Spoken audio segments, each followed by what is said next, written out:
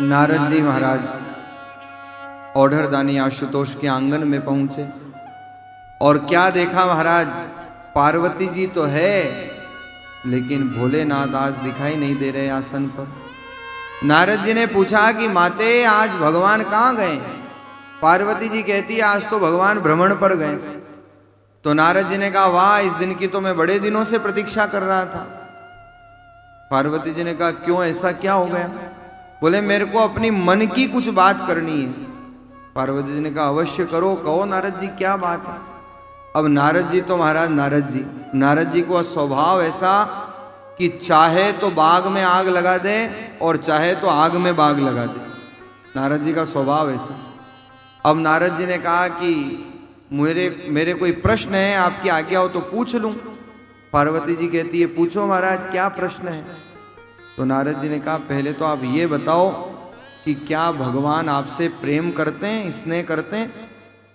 पार्वती जी ने तिरछी आंखों से देखा, क्या नारद जी कैसी बात कर रहे हो, उनके आश्रय तो मैं जी रही हूँ, क्यों स्नेह नहीं करेंगे? तो नारद जी ने कहा अगर स्नेह करते हैं तो ये बताओ कि वो गले में नरमुंडों की जो माला है वो भगवान ने क्यों धारण कर रखी है? वो माला किसकी है?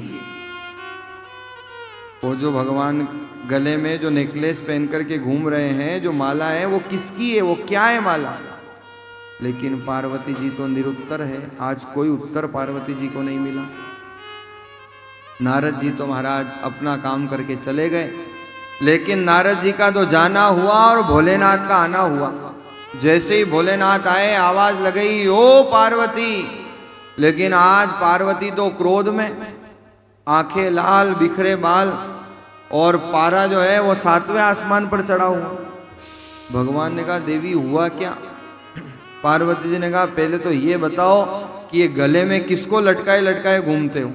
ये क्या, ये माला किसकी है, ये क्या है? आज तक मेरे को बताया क्यों नहीं? भगवान ने कहा देवी तूने पूछा नहीं तो मैंने बताया नहीं। पार्वती जी ने कहा आज तो मेरे को बताओ आप ये क्या है, किसकी माला है, नरमुंडों की माला आप क्यों धारण करते हो? भगवान ने कहा पार्वती जी ये और कोई किसी की माला नहीं है। जितने जन्म इस धरती पर तेरे हुए, जितनी बार तू जन्मी, जितनी बार मरी, उस प्रत्येक शरीर के प्रतीक चिन्ह के रूप में ये नरमुंड जो है मैंने एकत्रित करके रखे हैं और तेरे ही शरीर के नरमुंडों की माला बना करके मैं धारण करता हूं। ये तेरे ही शरीर के नरमुंड। अब तो महाराज पार्वती जी बड़ी प्रसन्न हुई कि वाह प्रभु आप कितना मेरे से प्रेम करते हो, आप कितना स्नेह करते हो।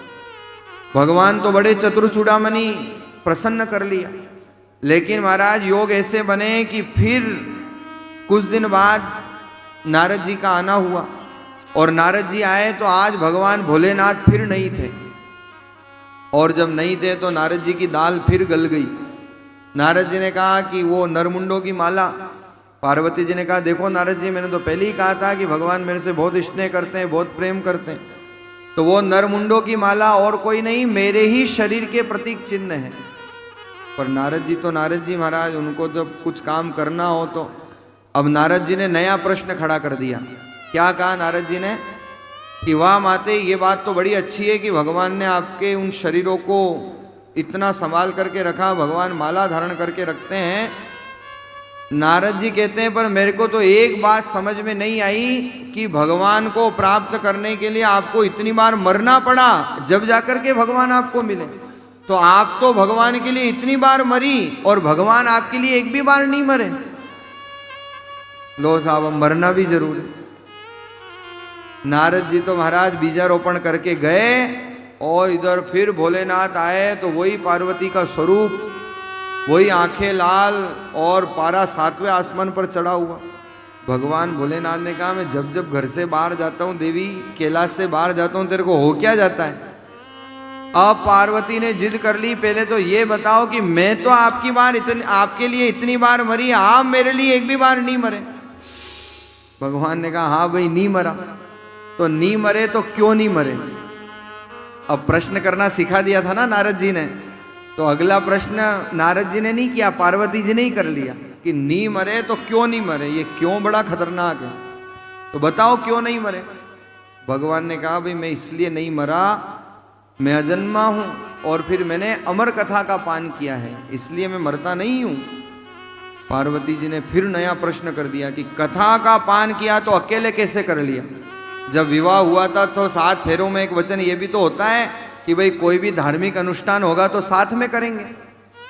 भाई भगवान मायरा भरने आए तो अकेले थोड़ी आए थे। मायरे में भी वर्णन आता है ना, रुक्मणी जी कहती है प्रभु सेन जोड़े भराला थे तो सुन जो रण छोड़, प्रभु साथ में भरेंगे, आप अकेले मत चले जाना।